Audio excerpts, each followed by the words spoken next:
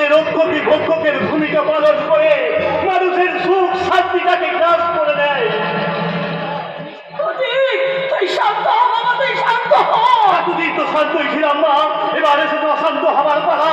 তার আগে বলো সেই নারকীয় শয়তানটার কীর্তিকলাপের কাহিনী।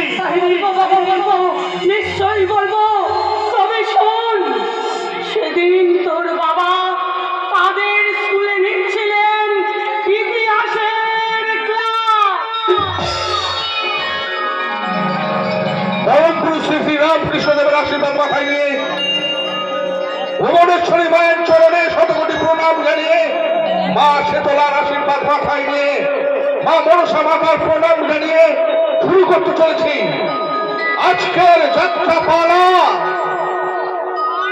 রক্ত দিয়ে মায়ের পূজা।